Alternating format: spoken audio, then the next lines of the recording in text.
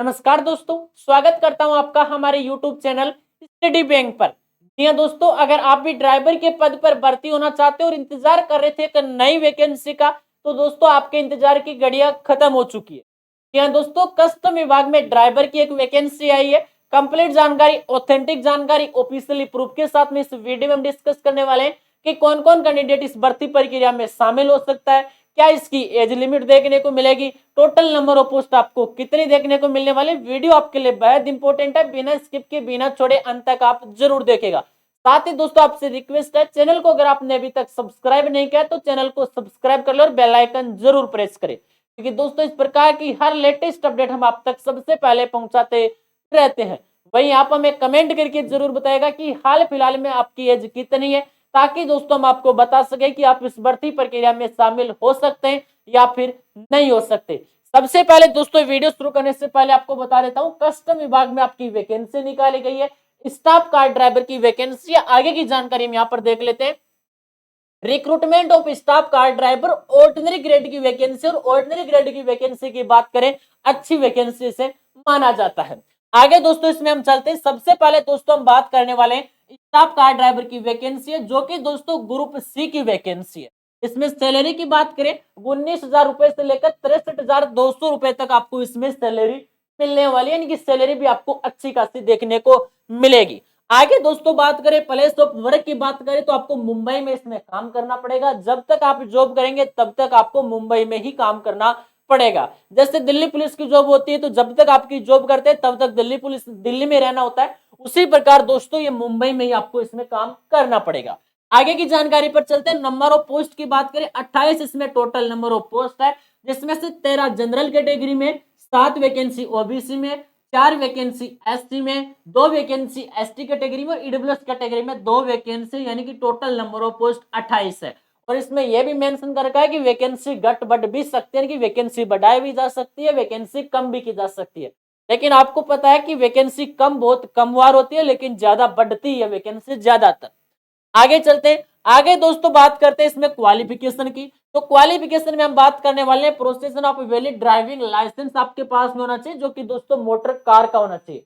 यानी कि आपके पास में एलएमवी लाइसेंस है तो आप इस भर्ती प्रक्रिया में शामिल हो सकते हैं। एचएमवी लाइसेंस है तो भी आप अप्लाई कर सकते हैं। आगे दोस्तों जानकारी पर चलते हैं। नॉलेज ऑफ मोटर मैकेनिक, यानी कि आपको मोटर मैकेनिक का थोड़ा बहुत नॉलेज भी होना चाहिए। आगे चलते हैं। Experience of driving of motor car for at least 3 year, यानी कि 3 साल का आपके पास में एक्सपीरियंस होना चाहिए मोटर कार का। अब जरूरी नहीं है कि वो आपको ट्रक का बनवाना पड़े, इसमें मेंशन कर रखा है कि एटलीस्ट मोटर कार का आपके पास में 3 साल का एक्सपीरियंस होना चाहिए। 3 साल का ज्यादा ही बनवा लेना। लेकिन एक्सपीरियंस के बारे में इन्होंने एक चीज और मेंशन की है, वो भी मैं आपको दिखा देता हूं। इन्होंने लिखा है the experience certificate must content period with dates, यानी कि दोस्तों किस टाइम से लेकर किस टाइम तक आपने उसमें काम किया उस कंपनी में, वो टाइम आपको लिखवाना है एक्सपीरियंस में। दूसरी चीज name of the post held and nature of work done, यानी कि आपको यह भी लिखवाना है कि किस पोस्ट पर आप वहां पर थे, आपने कौन सा काम किया वहां पर। दूसरी चीज आपके नेचर के बारे में भी उसमें कुछ लिखा होना चाहिए, यानी कि आपके नेचर के बारे में बात करें तो उसमें यह लिखवा लेना कि इस अभ्यर्थी ने वहां पर बहुत ही अच्छा काम हमारी कंपनी में किया। आगे चलते। आगे की बात करें 10th क्लास अगर क्वालिफाई आपने कर रखी तो इस भर्ती प्रक्रिया में आप शामिल हो सकते हैं। 12th क्लास की जरूरत नहीं पड़ेगी। आगे डिजायरेबल क्वालिफिकेशन की बात करें 3 year service of home guard, ये आपके लिए काम की चीज। डिजायरेबल आपकी ये वो चीज होती है जिसकी आपको कोई खास जरूरत नहीं होती है। आगे चलते हैं। एज लिमिट की बात करें 18 साल से लेकर 27 साल तक के कैंडिडेट इस भर्ती में फॉर्म अप्लाई कर सकते हैं। ओबीसी एससी एसटी को इसमें छूट मेंशन नहीं कर रखी है, तो जहां तक मुझे उम्मीद है छूट आपको नहीं मिलेगी। आगे दोस्तों बात करते हैं, ये आपके काम की चीज नहीं है। आगे इसमें जो भी लास्ट डेट की बात करते हैं, last date for receipt of application on the before 20/2/2024, यानी कि 20 फरवरी 2024 को 6 बजे से पहले पहले आपका फॉर्म सबमिट हो जाना चाहिए। सबमिट होने का मतलब ऑनलाइन नहीं है, आपका फॉर्म ऑफलाइन भरवाए जाएंगे। यहाँ पर आप देख रहे होंगे कि आपको ऑफलाइन फॉर्म भेजना है।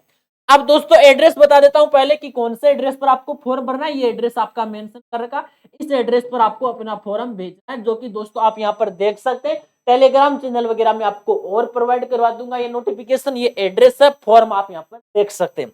आगे की जानकारी पर इसमें चलते हैं। सबसे पहले दोस्तों बात करते हैं इसके सिलेक्शन प्रोसेस की। सिलेक्शन प्रोसेस की दोस्तों बात करें उससे पहले इसको थोड़ा सा मैं ऊपर कर लेता हूं।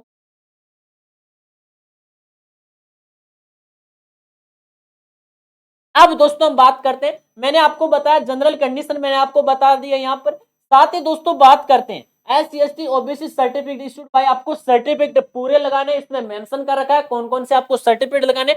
सबसे पहले मैं आपको यही बता देता हूँ, एजुकेशन क्वालिफिकेशन आपको मेंशन पहले आपको photocopies of the following certificate self attested by the candidate, यानी कि सेल्फ अटेस्टेड यानी कि आपको फोटोकॉपी मेंशन करनी है। दो, एज का प्रूफ आपको देना है। एज के प्रूफ की बात करें, आपका आधार कार्ड हो सकता है, आपकी वोटर आईडी हो सकती है, वो आपका एज का प्रूफ इसमें देना है। आगे दोस्तों बात करें क्वालिफिकेशन, आपको क्वालिफिकेशन की फोटोकॉपी यानी कि मार्कशीट की आपको इसमें फोटोकॉपी भी लगवानी है।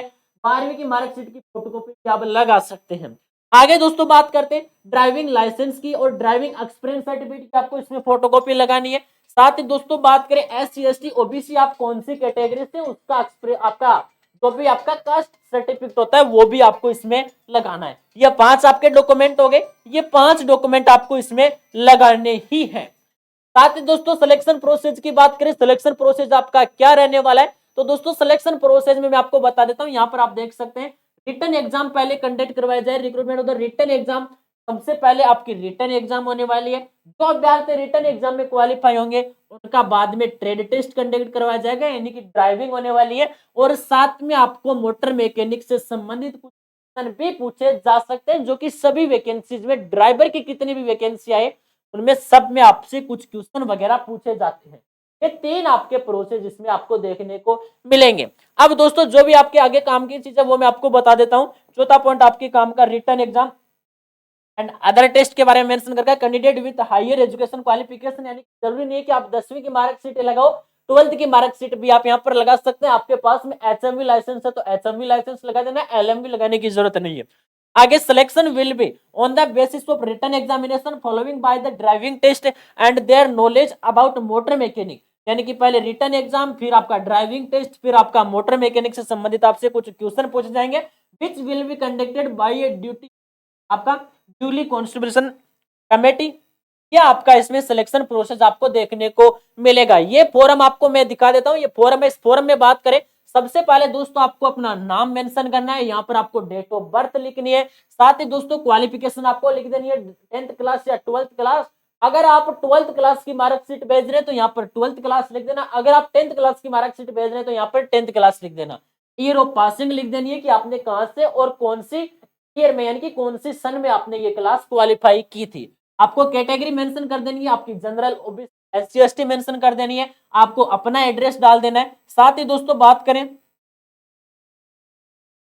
आगे, दोस्तों बात करें नेशनलिटी, यानी कि आपको इंडियन इसमें लिख देना है। आपको इसमें लाइसेंस वगैरह की डेट वगैरह की इश्यू वगैरह की ये चीजें आपको इसमें मेरे दोस्त डाल देनी है।